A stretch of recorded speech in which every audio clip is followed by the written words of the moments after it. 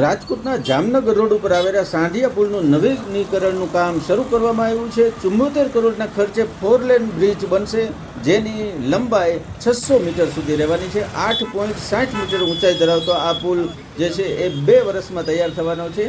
આજથી જ રાજકોટ પોલીસ દ્વારા એ પુલને અવરજવર બંધ કરી દેવામાં આવી છે। આ અંગે રાજકોટના ડીસીપી પૂજા યાદવે જણાવ્યું હતું કે सांडिया पुल बंद होने की वजह से हमने ट्रैफिक डाइवर्ट किया है और भोमेश्वर साइड से जहाँ से ऑल्टरनेटिव रूट दिया है वो थोड़ा नैरो है, उसकी वजह से हमने उसको वन वे डिक्लेयर किया है।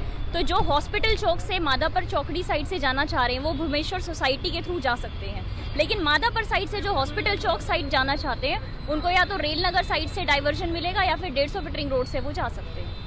આમ 4 દાયકા જૂના આ બ્રિજને તોડી પાડવાની કામગીરી શરૂ કરી દેવામાં આવી છે અને રાજકોટ પોલીસ દ્વારા સમગ્ર આયોજન ગોઠવાઈ ગયું છે। ડાયવર્જન પણ આપી દેવામાં આવ્યું છે। થોડો સમય જે છે એ રાહદારીઓને થોડી વાહન ચાલકોને તકલીફ પડશે, પરંતુ યથાવત સ્થિતિ જળવાઈ જશે।